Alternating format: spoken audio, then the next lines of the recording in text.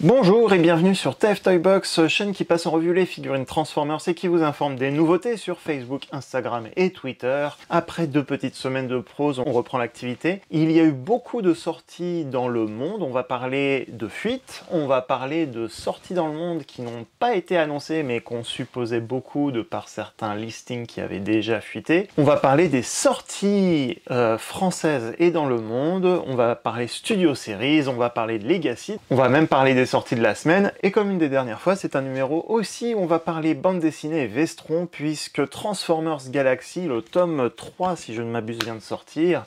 Il s'agit d'une aventure spatiale avec Ultra Magnus, on en parle tout de suite après. Bienvenue à tous, n'oubliez pas de laisser un pouce positif si cette vidéo vous plaît. On est parti tout de suite avec les news de la semaine. On commence par fuite, listing qui aurait fuité beaucoup de fois. Je vais me répéter dans cette vidéo avec ce mot listing et fuite. On aurait une confirmation par un listing d'ordinateur de 2 nouvelles figurines dans les magasins Target pour le moment aux États-Unis. Il s'agit de Road Hauler et de Voyager Class Override. Qui sont ces 2 personnages? Eh bien, Road Hauler était un personnage, un repeint du jouet de Génération 1 Grapple. Il est apparu dans des petits mangas de façon très ponctuelle ici et là. Il n'a pas vraiment eu d'histoire et de spotlight sur lui. Et son jouet Génération 1, exclusivité au Japon, est plutôt cher. Il s'agit d'un jouet Génération 1 Grapple, mais aux couleurs vertes, aux couleurs des Constructicons.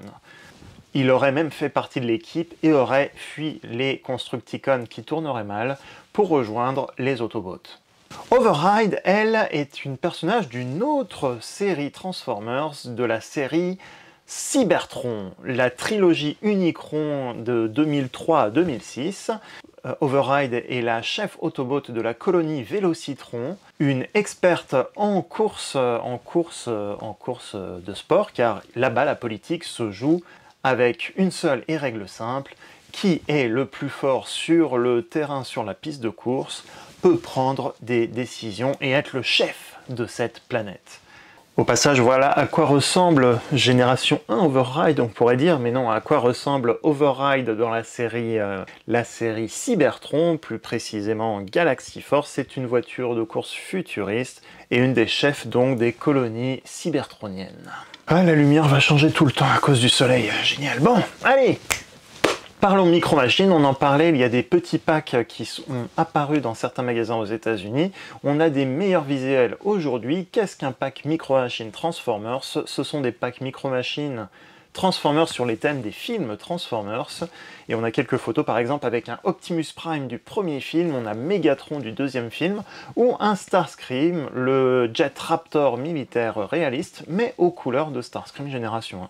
Ces micro-machines se retrouvent chacune dans une boîte qui s'ouvre pour former un diorama, une petite piste, une route ou une station essence. Bien sûr, tous ces dioramas peuvent s'emboîter pour faire des grandes pistes, des grandes routes, des grands paysages pour vos micro-machines. Ma question que j'ai, c'est qu'est-ce que ça donne ces petits dioramas à côté des personnages Earthrise de l'année dernière, les bases modulators comme Airwave ou Ironwork. Je suis curieux de voir si les Micromasters rendent bien sur ces petites pistes.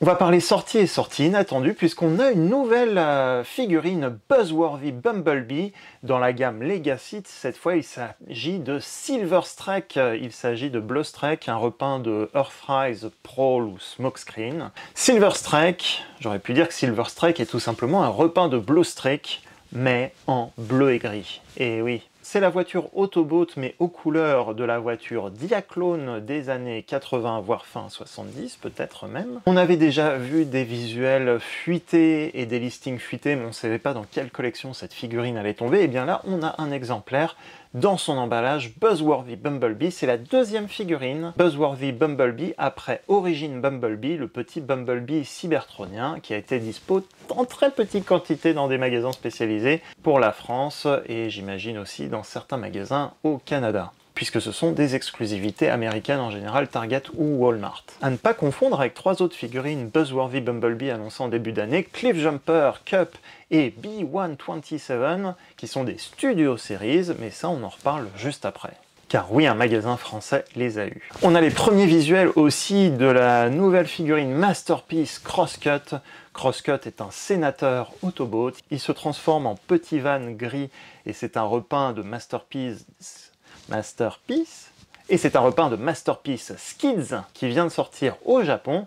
Et comme on le voit aussi sur cette photo, eh bien, il y a également les Core Class Legacy. Et c'est là où on va commencer à faire la carte du monde de quels sont les produits qui sont sortis et où, parce qu'on a vraiment beaucoup de sorties ces 2 dernières semaines. Et on ne devrait même pas tarder à en voir en France et en Europe. Mais commençons par parler des Core Class de la gamme Legacy, puisqu'il semblerait apparaître de plus en plus dans certains magasins anglais et certains magasins boutiques en ligne en Asie, donc ils devraient pas tarder à sortir en France et dans le reste de l'Europe, vu qu'on les voit en Angleterre. Ce sont des petites figurines comptées 15 €, mais cette fois, ce sont les mêmes figurines Core Class qu'on avait dans la gamme Kingdom, comptées à peu près 15 €, mais cette fois ils seront dans des emballages en boîte et non des emballages blister pour économiser sur le plastique. Certains youtubeurs se sont bien sûr procuré des exemplaires. On a quelques photos ici des emballages, des 3 emballages, y compris Hot Rod, qui était déjà sorti dans la gamme Kingdom, mais qui était vraiment prévu à la base depuis le début dans la gamme Legacy. L'autobot Hot Rod est accompagné du Decepticon Skywarp, qui va remplacer ses Null Ray, ses 2 fusils Null Ray du bras, par un gros canon assez spécial, et le Pretender Iguanus qui se transforme en petite moto. Petite originalité confirmée par les instructions de ces figurines, les 3 armes de ces 3 figurines s'assemblent pour former une seule et grande épée. Cette épée est déjà visible sur l'artwork, le dessin de Hot Rod dans la gamme Kingdom, alors que les 2 autres n'étaient pas sortis. Et c'est un peu un des gimmicks et une des fonctionnalités de la gamme Legacy, c'est que toutes les armes transparentes, livrées aussi avec Skids, Bulkhead et même Blaster, les armes transparentes bleues peuvent s'assembler, ont des points de connexion pour faire des plus grosses armes. Donc ici, on a bien nos 3 Core Class de la vague 1. Ils ont chacun des armes qui peuvent former à eux 3 une super épée. Je vous fais défiler quelques visuels plutôt sympas, notamment Iguanus ou Iguanus, qui a un look de son mode Pretender Génération 1 et le mode alternatif du petit robot que contenait sa coquille Pretender. Un épisode spécial sur Iguanus plus tard.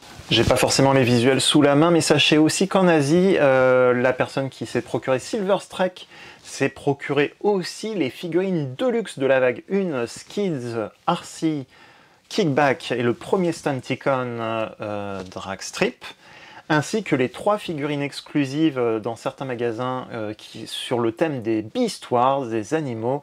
On aura l'Autobot Nightcrawler, on aura le Scorpion Sandstorm, inspiré du jouet de convention Botcon, et on aura également Buzzsaw, qui est un repeint de Waspinator, un Predacon repeint de Waspinator. S'ils sortent en Asie, ça veut dire qu'ils ne devraient pas tarder dans le reste du monde.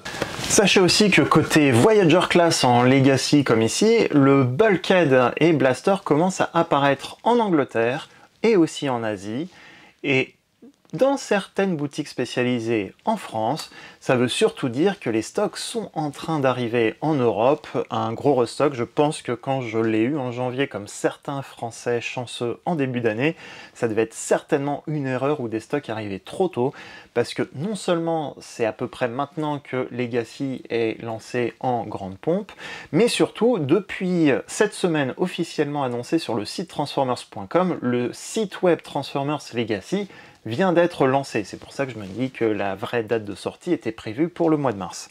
Qu'est-ce que vous pouvez faire avec ce site? Eh bien, notamment, vous avez au dos des boîtes Legacy. Attention, je vais montrer là. Vous avez au dos... Vous avez au dos des boîtes Legacy, au lieu d'avoir une fiche d'identité comme les jouets Génération 1, au dos des boîtes Legacy, vous avez un QR code. Et si vous passez avec votre smartphone, est-ce qu'on voit ce que je fais? Voilà, avec la caméra, hop, je scanne mon QR code, je peux cliquer sur transformers.com à la caméra, et comme on va le voir ici, il y a la fiche d'identité de Bulkhead qui vient de s'afficher. Donc le site web vient d'être lancé, ça veut dire que les jouets Legacy Vague 1 sont censés sortir maintenant, et certains devraient pouvoir trouver Bulkhead à partir de maintenant en magasin ou boutique spécialisée. Il reste à évoquer les Studio Series, les sorties Studio Series en France et dans le monde. Il reste à évoquer aussi quelques Legacy et une certaine fuite qui serait liée à Cyberverse, voire Rise of Beast. Mais avant ça, on fait une petite coupure pour parler de Transformers Galaxy. Galaxy est une Vestron continue de sortir de nouveaux albums de bande dessinée comics des BD IDW aux États-Unis Transformers. Dans la continuité du reboot IDW de 2019, il y a une série spin-off qui s'appelle Transformers Galaxy. Donc Transformers est la série principale, quand vous voyez chez Vestron volume 1, 2, 3, 4, c'est la série Transformers du reboot de 2019. Mais quand vous voyez donc Transformers Galaxy, il s'agit d'une série qui se passe en parallèle, c'est un spin-off. Soit ça va raconter des histoires avant le début de la guerre, soit pendant la guerre, mais à un autre endroit. Et alors que Transformers se passe sur Cybertron, Transformers Galaxy va raconter l'histoire de personnages dans l'espace, mais pas sur Cybertron. Le volume 1 parlait surtout de mémoire des Constructicons. Ils ont parlé d'une aventure entre Cliffjumper et un certain seigneur de guerre qui deviendra Decepticon, je n'en dis pas plus. Et aussi une histoire avec Arcee. Et pour ce tome, sans surprise, vous allez retrouver ici Ultra Magnus, je refais le focus, et oui, avec le soleil, je me rends compte que vous voyez pas tout. Et voilà, on va se décaler là. Trop de soleil, tue le soleil, et si j'éteins la lumière, ouh, ça fait rien. Voilà, parfait. Oula, on bouge plus, on respire plus. Tout droit, hop là, c'est parti. Transformers Galaxy, ce nouveau volume, va mettre en lumière deux aventures, une principale de Transformers Galaxy sur Ultra Magnus, et aussi un petit spin-off spécial qui porte sur la Saint-Valentin, car oui, il y a 1 ou 2 ans, IDW a fait une BD spéciale Saint-Valentin qui racontait une histoire entre Tap-Out et Glyph, donc vous retrouverez cette petite histoire à la fin. Mais en parlant de l'aventure avec Ultra Magnus est un ancien général de guerre qui maintenant explore l'espace dans son vaisseau, le Fist de Iacon. Il a dans son équipage l'autobot Chrome Dome, et il y a d'autres autobots, je vais pas dire tout non plus et garder quelques surprises. Mais ils partent donc quand même à la recherche, là ça va pas être une surprise, ils sont en ah bah lui je voulais que ce soit une surprise et il est en couverture, bon bah voilà. Ultra Magnus part dans l'espace, il va recevoir un SOS et il va se mettre à la recherche du sage Alpha Trion. La recherche d'Alpha Trion, The Search of Alpha Trion, était le titre d'un dessin animé de Transformers Génération 1 dans la saison 2 en 1985. Et là, comme par hasard, il y a une recherche d'Alpha Trion dans une aventure. Est-ce une coïncidence? Je ne crois pas. Une histoire donc totalement différente, certes, mais qui a un petit clin d'œil Génération 1 sympa. En dehors de ça, c'est une aventure qui se passe dans l'espace. Ultra Magnus va se mettre à la recherche d'Alpha Trion. Il va rencontrer bien sûr sur son chemin des contrebandiers et des Decepticons, dont bah là je voulais pas le dire mais il est un peu en couverture, mais il va tomber sur le mercenaire Sound Blaster. Sound Blaster, c'est lui, le mercenaire que l'on voit dans la série War for Cybertron Siege, et c'est un clone de Soundwave, mais ce n'est pas Soundwave, du moins pas dans cette histoire. Pareil, un spotlight sur Soundwave et Sound Blaster, ce sera pour une prochaine fois. Transformers Galaxy, ce nouveau volume est donc bientôt disponible, c'est une chouette aventure, vous allez retrouver des personnages Génération 1 dans tous les sens, des bons clins d'œil, des aliens aussi, enfin une bonne aventure dans l'espace bien sympa, et c'est pour vous un bon moment de lecture. Je remercie bien sûr Vestron de m'avoir gentiment envoyé cet exemplaire. Ils ne m'ont pas payé, ils m'ont offert l'exemplaire, et je dis ce que je veux, et ça tombe bien, l'aventure Transformers Galaxy, à mon sens, c'est un chouette spin-off de Transformers, puisque là où Transformers était très chargé en introduction de personnages et d'histoire, bah justement Transformers Galaxy permettait de raconter une histoire à part et de prendre son temps pour parler et mettre en lumière un personnage spécifique à chaque fois sur 2-3 comics, et ça c'était chouette. Donc je vous recommande Transformers Galaxy. Et on continue avec le dossier qui fâche ou qui va fâcher certains fans qui aiment avoir des surprises ou avoir des annonces officielles, car oui, on a eu cette semaine une grosse fuite, une très grosse fuite, c'est le cas de dire, de deux figurines qui sont apparemment sous l'appellation Cyberverse cette année, mais ce n'était pas forcément le cas au début et on va comprendre tout de suite pourquoi. Il s'agirait tout simplement des premiers jouets Rise of Beast du film Transformers qui doit sortir l'année prochaine.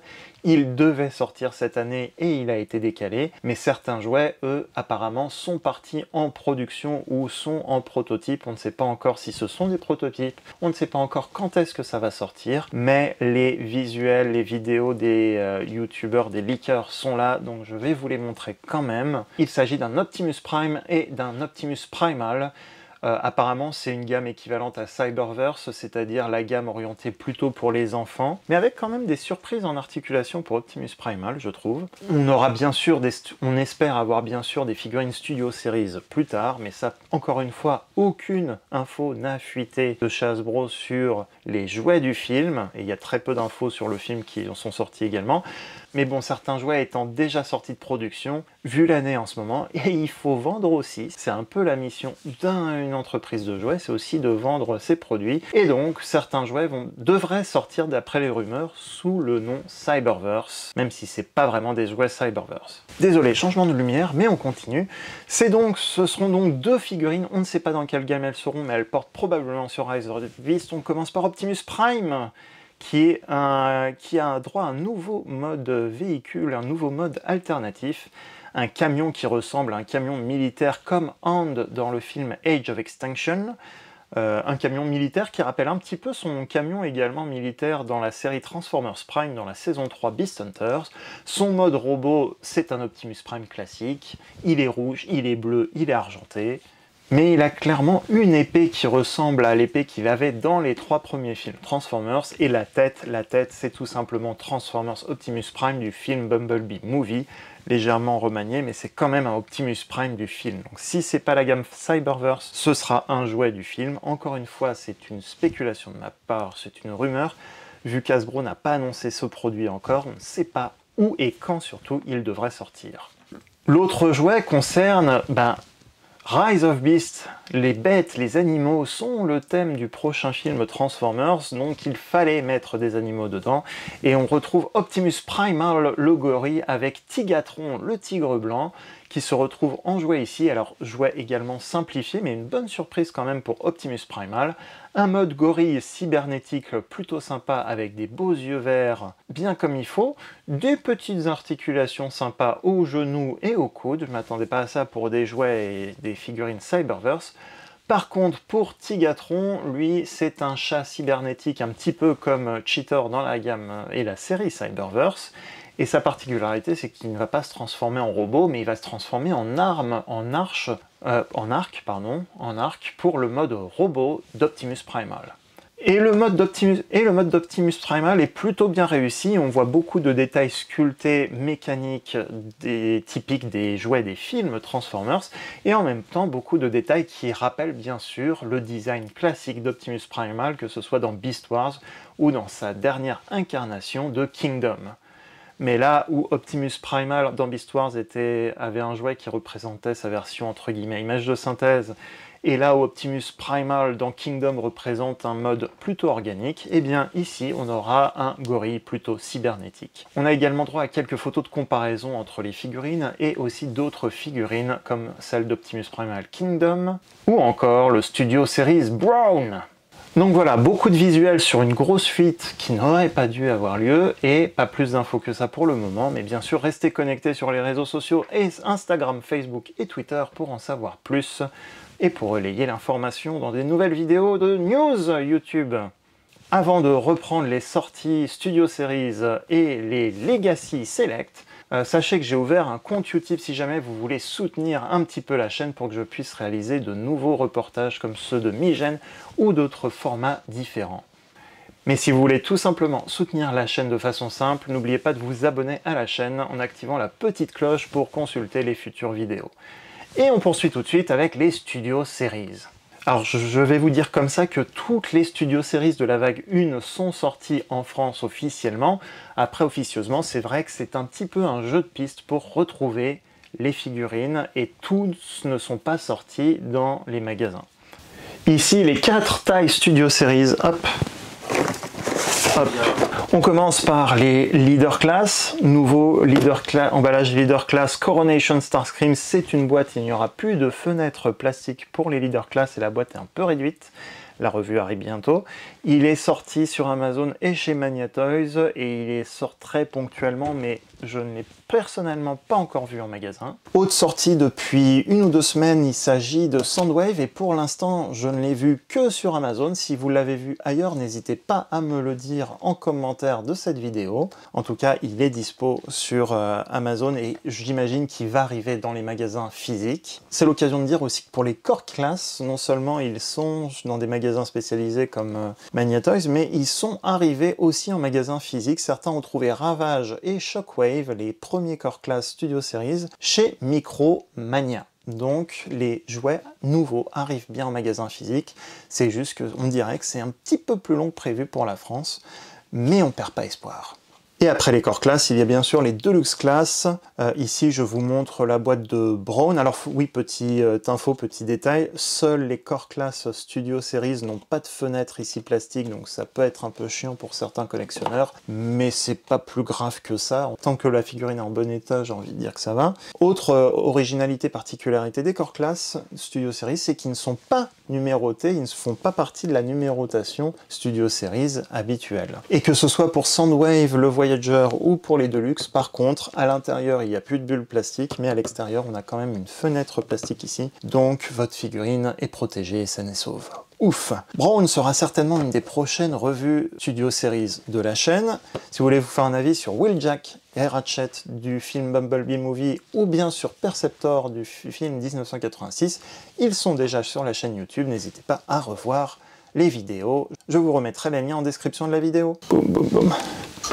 Parlons de ce gros bébé qui lui aussi sera bientôt en revue sur la chaîne. J'ai presque fini le tournage, mais il est tellement gros qu'il met du temps à tourner, le petit coco. Black Zarak non seulement était en vente, et peut-être toujours en vente, chez Mania Toys, il était exclusivement en vente chez eux au tout début, au lancement des précommandes, en France en tout cas pour l'année dernière.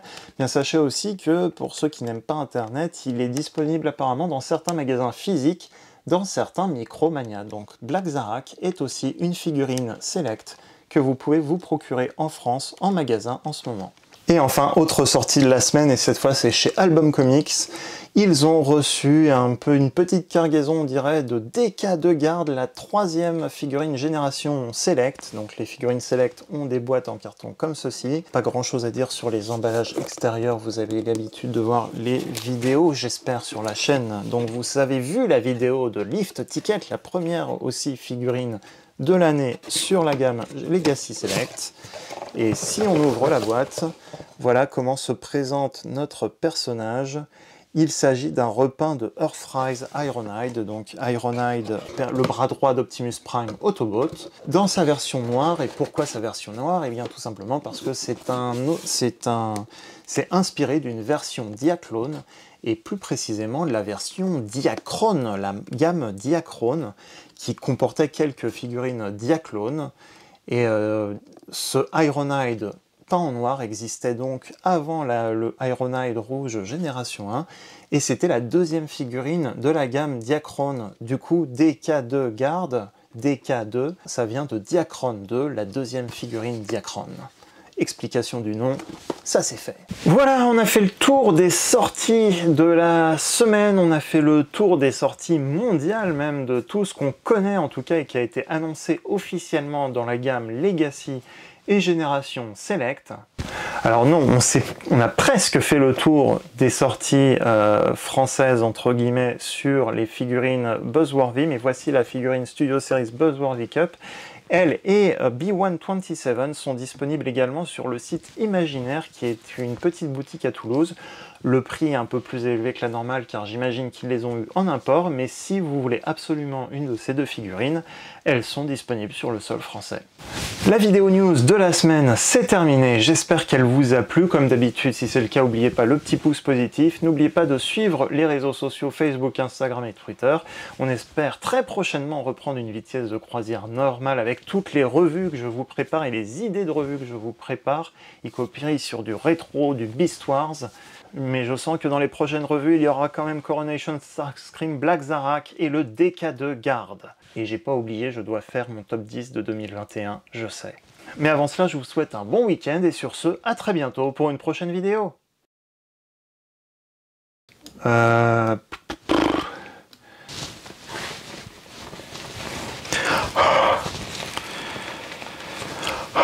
À chaque fois, je démarre la caméra et ensuite je nettoie mes lunettes et ensuite je réarrête et redémarre. Et ben là, je ne vais pas arrêter la caméra. Ça sera dans le bêtisier. Papa, ouais. Bienvenue à tous. Si vous êtes nouveau, bienvenue à tous. Comme d'habitude, si cette vidéo vous plaît, n'oubliez pas de laisser un pouce positif avant de partir. Ça fait toujours plaisir et ça aide un petit peu cette vidéo dans la vie, dans l'algorithme. Mais en une phrase, c'est mieux. Là, j'ai même pris des notes, tellement il y en a eu en un coup. Oh là là! Ça se voit pas que j'ai le café dans le champ, là. Non, ça se voit pas? Ben non, c'est bien. Trop chaud. Trop chaud. Mais effectivement, il y a... Je n'ai pas réussi à faire cela. Tais-toi, Siri. N'importe quoi. Comment dire? Ils partent. Respire, Laurent.